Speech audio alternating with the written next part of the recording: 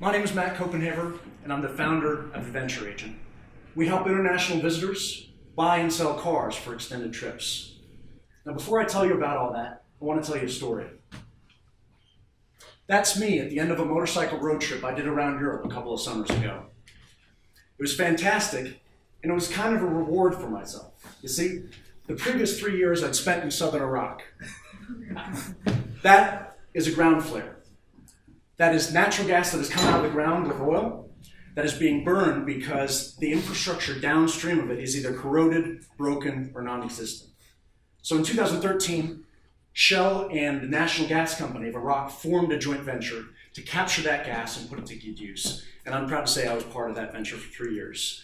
To give you an idea of the size and the scope of the venture, here's a satellite image of the above. The white and yellow lights are city lights, and the orange lights you can see here, these pinpricks, are clusters of those gas flares.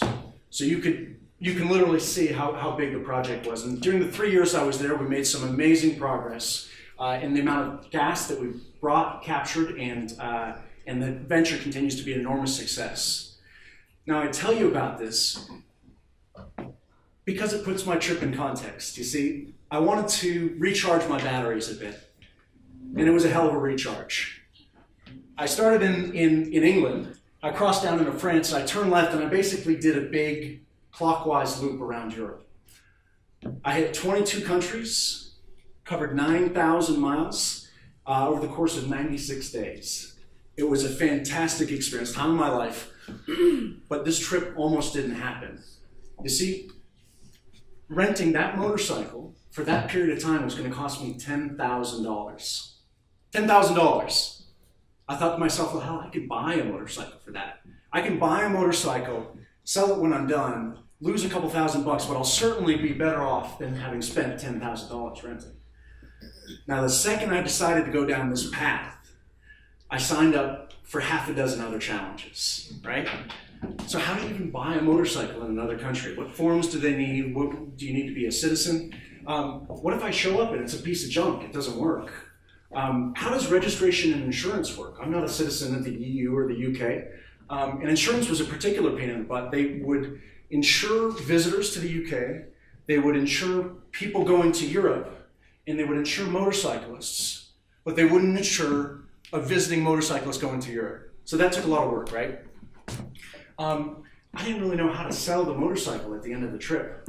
But really the biggest problem was I wanted to make sure that all of these problems were solved before I arrived. I didn't want to get to England and just find out that there's a bust, right? I had to make sure that all my dots were in order before this trip happened. It was a success. I ended up figuring out all the problems. If there's one thing that working in Southern Iraq teaches you, it's how to figure out stuff, right? So 2 days after that photo, I sold the motorcycle. Now remember, I was going to rent that bike for $10,000 bucks. Well, I actually bought it for 12 and I sold it for 8. So I came out way ahead, right? And then I went back to work. I took another job with Shell. I'm a finance guy. So I stared at a lot of spreadsheets. And as I was staring at these spreadsheets, I kept thinking to myself, what if there are other people having this problem? What if there are people coming to America for 2 or 3 months that want to buy and sell a car as well, or an RV or a motorcycle, because renting is just a joke of an expense. And so nights and weekends, I developed a little test to test whether Europeans would in fact want to come to America to buy and sell cars. And the results were impressive enough to make me quit my job and pursue this full time. So let me tell you why I'm so excited about this opportunity. Now, in order to tell you why I'm excited, I'm going to have to tell you something that you already know in your gut. That at a certain point in time, renting stops making sense. So this is the price curve for a rental, right? Every extra day you have the car is an extra cost. And when discounts start to kick in, the curve goes a bit concave down, right? Now, buying and selling a car is a lot flatter of a curve. If you buy a car and sell it 3 days later, you're probably going to lose about the same amount as if you'd sold it 30 days later. Probably wouldn't lose that much more if you sold it 90 days later, right?